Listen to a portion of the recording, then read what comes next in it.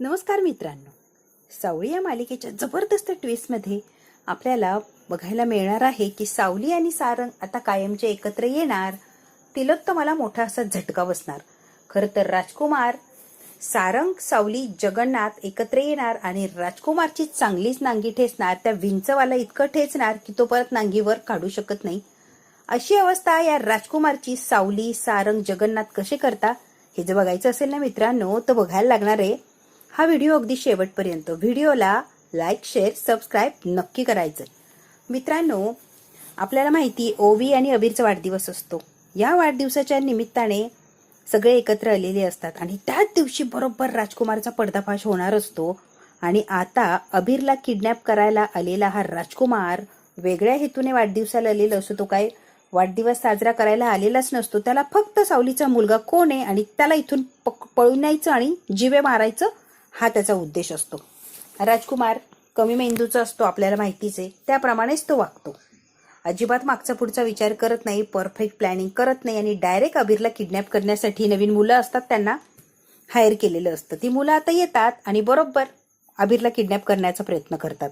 सावलीला, जगन्नाथला already शंका असतेच, त्यामुळे जगन्नाथने सुद्धा त्याची माणसं पेरलेली असते. आता रंगे हात या राजकुमारला पकडलेलं असतं. आता मात्र जगन्नाथ आणि सावली अशी काय त्याची नांगी ठेचतात ना की त्याला काय बोलावं काय नाही काही कळतच नाही.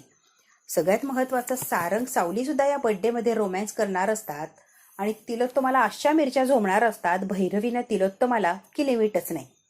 सगळ्यात महत्वाचं, अख्ख्या मीडियामध्ये बातमी पसरलेली असते, सारंग, सावली एकत्र आले, त्यांचा रोमॅन्स आता सुरू झालाय. आता मात्र सगळ्यांमध्येच खळबळ उडालेली असते. 8 वर्षांपासून वेगळे असणारे जोडपं 8 वर्षांनंतर पुन्हा एकदा एकत्र आलं आणि सुखाने संसार करण्याच्या मार्गावर आहे. हे ऐकल्यावर काही लोकांना आनंद झालेला असतो, काहींना आश्चर्यचा धक्का बसलेला असतो, तर काहींना मिरच्या लागलेल्या असतात. आता मात्र सारंग, सावली, अबीर, ओवीच्या वाढदिवसाच्या निमित्ताने एकत्र आले. ते कायमचे एकत्र आलेले असतात. खरंच मित्रांनो, ते एकत्र कसे आले, त्यांचा प्रवास कसा झाला आणि पुढे काय काय घडतंय हे अगदी शेवटपर्यंत बघत राहा. आतापर्यंत आपण मालिकेत पाहिलं की ओवी, अबीर दोघांची घट्ट अशी मैत्री तयार झालेली असते आणि त्या मैत्रीतून ते बहीण भावाचं नातं मानत असतात किंवा आम्ही बहीण भाऊच आहोत. आणि योगायोगाने दोघांचा वाढदिवस एकाच दिवशी असतो. त्यामुळे ते इतके हट्टीपणा करतात की आम्हाला आमचा जो वाढदिवस आहे तो अख्ख्या फॅमिली सोबत आम्हाला सेलिब्रेट करायचा आहे आणि अख्खी फॅमिली एकत्र आली पाहिजे आणि वाढदिवस सगळ्यांनी मिळून साजरा केला पाहिजे, असं दोघांनीही हट्ट पकडलेलं असतो. खरं तर हे शक्य नसतंच. सावलीने सारंगच्या घरच्या लोकांच्या समोर येणं हे इम्पॉसिबल असतं. अबीरने इतका हट्ट पकडलेला असतो की ती बिचारी मजबूर झालेली असते आणि इकडं ओवीने सुद्धा तेच केलेलं असतं. सारंगची सुद्धा मजबुरी होते आणि ओवीला सुद्धा तो नाही म्हणू शकत नसतो. किती वेळा नाही म्हटला तरी ओवी काय ऐकायला तयार नसते. शेवटी सारंग सुद्धा वाढदिवसासाठी होकार देतो आणि सावली सुद्धा इतके प्रयत्न केलेले असतात, जाऊन कुठे सावली तयार झालेली असते. त्या मनात कुठेतरी भीती असते की मेहेंदळे कुटुंबाचे जे लोक आहेत त्यांचा सामना करायला लागणार आहे, तेही 8 वर्षांनंतर. ती आता अगदी टकलावून बसलेली असते या सावलीवर. आता सारंगची फॅमिली आणि सावली 8 वर्षांनंतर एकत्र येणार म्हणल्यावर मीडिया यायच्या आधी सुद्धा थांबलेली असते तिथे. सावलीने तिलोत्तमाला शब्द दिलेला असतो की मी सारंगच्या आयुष्यात परत येणार नाही, तुमच्या घरात पाऊल टाकणार नाही. आणि खरं तर त्यांच्या फॅमिलीत तर ती एकत्र आलेली असते ओवीच्या वाढदिवसाच्या निमित्ताने. नाथने सावलीला आधीच सांगून ठेवलेलं असतं, त्या बाईला अजिबात घाबरायचं नाहीये. तिला तू घाबरली की तुला ती अजून घाबरवणार, त्यामुळे तिला घाबरवू नकोस. ती धुतल्या तांदळाची नाहीये. ती मेंदळ कुटुंब तिने बर्बाद केलंय. तुझा संसार तिनेच उद्ध्वस्त केलाय. तुझ्यावर जी वेळ आली ती फक्त आणि फक्त त्या बाईमुळे आली. त्यामुळे तिचा मानपान राखायचा, तिला घाबरायचं अजिबात गरज नाहीये. अजिबात तिला तुम्हाला घाबरू नकोस. जाऊ दे, आमने सामने जे काय होणार ते होणार, आपण बघूच या. जगन्नाथची वाढदिवसाला जायच्या आधी सावलीला तयार करत असतात मानसिकरित्या की कोणीही समोर येऊ दे, अजिबात घाबरायचं नाही, निढरपणे समोर उभं राहायचं, अजिबात घाबरायचं नाही, प्रत्येकाची जागा त्याला दाखवून द्यायची. त्याला तुला बघूनच घाम फुटला पाहिजे अशी वाग, तू स्ट्रॉंग. ते थोडासा धीर मिळालेला असतो. बर्थडेची सगळी तयारी झालेली असते, हे सगळे छान तयार झालेले असतात, आमंत्रण दिलेली असतात, पाहुणे रावळे आलेली असतात. खरं तर अबीरला आणि ओवीला अजून सुद्धा तपास नसतो की आपण कुठे चाललोय, काय चाललोय, एकत्र कार्यक्रम आहे, काहीही माहित नसतं. त्यांचे तंबोरे हे फुगलेलेच असतात. मोनिका चोरून ऐकते किंवा उचापत्ती करते, कारस्थानं करते, यात ती प्रगतीवरच असते. तिने बरोबर सारंग आणि अमृताचं बोलणं चोरून ऐकलेलं असतं की सावली वाढदिवस एकत्र करायला तयार झालीये. आता एकत्र वाढदिवस साजरा करायचा म्हणजे सावली त्या हॉलमध्ये येणार, सारंग सावली एकत्र येणार, हे सगळं छान असं होणार असतं. हे सगळ्यांना दिसत असतं. तसं ते आता मोनिकाने सुद्धा ओळखलेलं असतं. मोनिका आगीत तेल ओतायला किती पटाई ते आपल्याला माहितीच आहे. लगेच ती तिलोत्तमाकडे जाते आणि तिलोत्तमाला सांगते की असं असं चाललंय, आता सावलीच्या मुलाचा आणि सारंगच्या मुलीचा वाढदिवस एकत्र करायचा आहे. तिलोत्तमा म्हणते काय, हे शक्यच नाहीये. तेवढ्यात काय सारंग येतो आणि सारंगला विचारते की असं असं आहे का. सारंग म्हणतो हो, सावली पण येणार आहे आणि एकत्रच वाढदिवस होणार आहे. सारंग या वेळेला तिलोत्तमाला अजिबात भाव देत नाही. मागच्या वेळेला सावलीला भाव दिलेला नसतो, म्हणजे सावलीकडे लक्ष दिलेलं नसतं, एका मुलाचं कर्तव्य निभावलेलं असतं आणि गेल्या 8 वर्षापासून त्याचा संसार मोडलेला असतो. या वेळेला सारंग ती चूक करत नाही आणि तिलोत्तमाला म्हणतो यायचं ती ये, नाही तर बस घरी. सावली सारंग एकत्र येणार याने तिलोत्तमाला टेन्शन आलेलं असतं. अगदी वेडीपिशी झालेली असते ती. काय करू आणि काय नाही, ही सावली आणि सारंग कधीच एकत्र आले नाही पाहिजे. या गोष्टी तिला आठवायला लागलेल्या असतात. सावलीच्या बरोबर ती कशी वागली, सावली आपल्यासोबत कशी वागली, शेवटपर्यंत सावलीवर तिने अन्यायच केलेला असतो, हे सगळं तिला आता स्वतःला आठवायला लागलेलं असतं.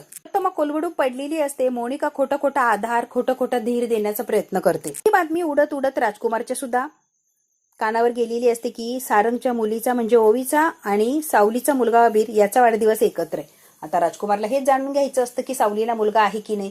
आता वाढदिवस आहे म्हणल्यावर ऑब्व्हियसली सावलीला मुलगा आहे.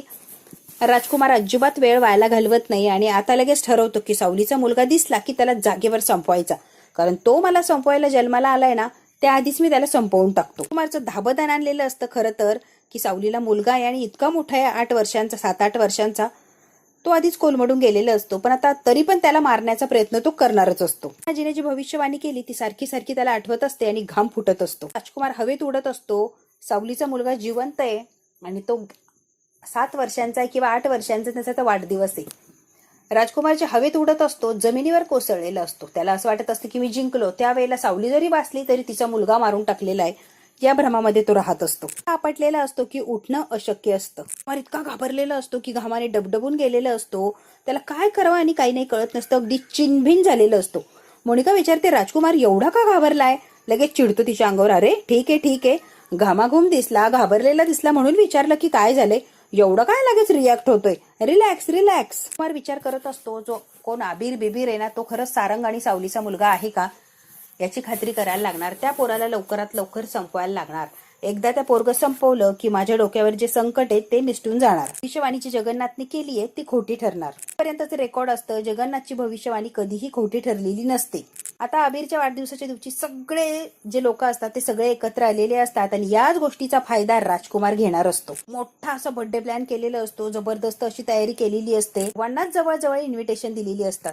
राजकुमारचं मात्र वेगळंच चाललेलं असतं. गुंडांना फोन लावतो आणि बोलवून घेतो. सावलीच्या पोराचा फोटो वगैरे पाठवतो. या पोराला उचलायचं आणि लगेच त्याचा गळा दाबायचा आहे. लाईट जाणार, नंतर अबीरला कसं उचलायचं, हे सगळं सगळं काही त्याने जबरदस्त प्लॅनिंग केलेलं असतं. इतका जबरदस्त प्लॅन असतो की अबीर हातात आला की त्या क्षणाला त्याला मारून टाकायचंय, कोणाला सापडू किंवा न सापडू, पण माझ्या ज्या डोक्यावर टांगती तलवार आहे ती निघून जाणार, म्हणून राजकुमार त्याला लगेच तमाम करणार असतो.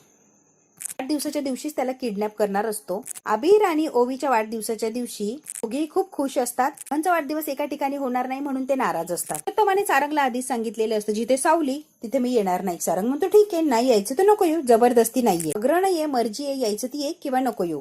सरळ सरळ तिलोत्तमाला इग्नोर मारतो आणि तिलोत्तमाला इग्नोर मारल्यामुळे तिलोत्तमाचा इगो हर्ट झालेला असतो की आजपर्यंत सारंग माझ्या इशाऱ्यावर नाचायचा, मी म्हणेल तसंच वागायचा, आता डायरेक्ट मला इग्नोर मारली.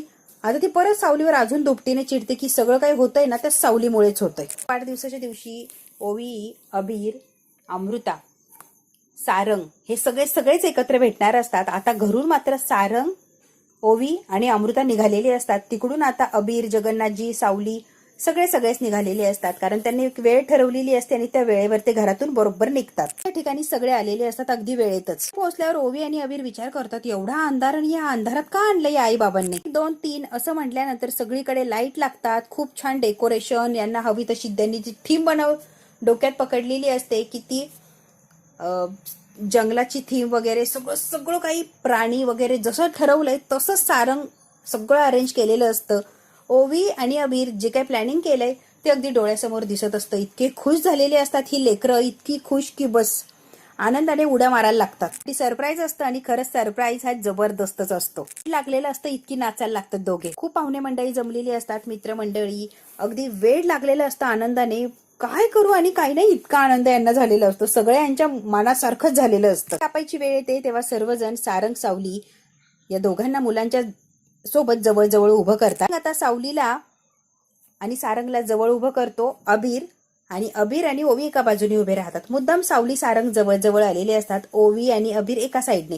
या दोघांचं प्लॅनिंगच असतं काही करून आई बाबांना एकत्र आणायचं. कुमार सुद्धा असतो, अगदी तळपायाच्या मस्तकात गेलेली असते. काय करू आणि काय नाही असं झालेलं असतं या राजकुमारला. जण मिळून केक कट करतात. ती सारंगचं कुटुंब अखेर एकत्र आलेलं असतं आणि एकत्र पहिल्यांदा त्यांनी वाढदिवस साजरा केलेला असतो. ओवी अबीर एकमेकांना केक भरवतात. नंतर सारंग सावलीला केक भरवतात. मुद्दाम हे दोघं हट्ट करतात की सारंग आणि सावली तुम्ही सुद्धा एकमेकांना केक भरवा. सावली एकत्र आलेली असतात. मीडियामध्ये बातमी अगदी वाऱ्यासारखी पसरते. सगळे मीडियावाले म्हणतात की 8 वर्षानंतर सारंग सावली एकत्र आले. वाढदिवसाचा कार्यक्रम इतका जबरदस्त झालेला असतो. त्यात एकत्र उभा राहून फोटो काढलेले असतात. एकमेकांना केक भरवलेला असतो. सगळ्यांना कळून चुकलं की हे नवरा बायको परत एकत्र आले. रेवीची आता पायाखालची जमीन सरकलेली असते की हे काय, सारंग सावली परत एकत्र आले म्हणजे सावलीची ताकद तर परत तिला मिळाली. आयुष्याचं जे सुख आहे तिला परत मिळालं हे भैरवीला सहनच होत नाही. त्यांना इकडे सारंग सारखा राजकुमार सारखा फोन लावत असतो की कुठपर्यंत पोहोचले, लवकर या आणि या पोराला पळवून न्या. फोटो वगैरे पाठवलेला असतो त्यामुळे ते आले की ते बरोबर त्यालाच उचलणार असतं. राजकुमार मुद्दाम अबीरवर ओरडतो, खेकसतो. अबीर सुद्धा कमी नसतो. त्याला सगळ्या पाहुण्यांच्या देखत अशी काय अक्कल जागेवर आणतो राजकुमारची अबीर की बस सगळे चाट होतात की एवढा पोरगा आणि राजकुमारला अक्कल शिकवतोय. कुमार अजूनच घाबरतो की एवढासा पोरगा आणि बुद्धी किती चालते. राजकुमारचा असा प्लॅन असतो की लाईट बंद करायची आणि त्या अंधारात अबीरला उचलायचा. तोंडाला मास्क वगैरे लावून लोक आलेली असतात. कार्यक्रमात लगेच आता राजकुमारचे गुंड आलेले असतात. तोंडाला मास्क वगैरे बांधलेलं असतं आणि बरोबर लाईट बंद करतात आणि अबीरला उचलतात. जशी लाईट चालू होतात तशी सावली इकडे तिकडे बघते तर तिचा अबीर दिसत नाही. ती आरडाओरडा करायला लागते, अबीर दिसत नाही. खूप घाबरलेली. घरात घाबरला असेल, कुठेतरी लपला असेल. शोधायला लागतात पण तो कुठेच दिसत नसतो. की घाबरते की धक्क्याने खालीच बस. सुद्धा खूप घाबरलेला असतो की कुठे गेला असेल अबीर. तिलोत्तमा म्हणते हा अबीर गायबच कसा झाला. राजकुमारला फार आनंद झालेला असतो. म्हणतो शेवटी अबीर माझ्या हातात आला.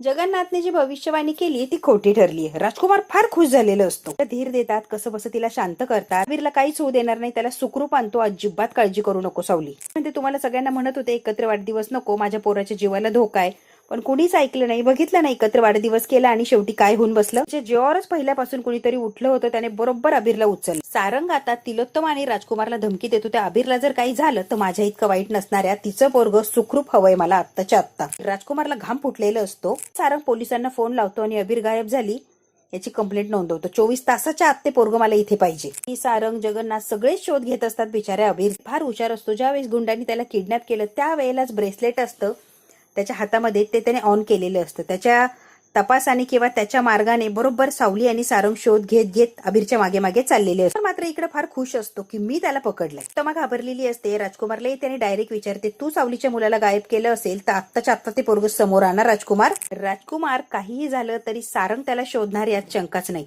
पण तुझा हात हे जर सारंगला कळालं तर सारंग तुला सोडणार नाही. तिलोत्तमाने आधीच राजकुमारला सावध केलेलं असतं. कुमारच्या गुंडाने इकडे किडनॅप करून ठेवलेलं असतं अबीर. कुमारच्या अड्ड्यापर्यंत सावली आणि सारंग कसे पोहोचतात आणि अबीरला सही सलामत कसे माघारी आणतात हे जर बघायचं असेल तर बघायला लागणारे पुढचा भाग. हा भाग इथेच संपतो. व्हिडिओला लाईक, शेअर, सबस्क्राईब नक्की करा. धन्यवाद मित्रांनो.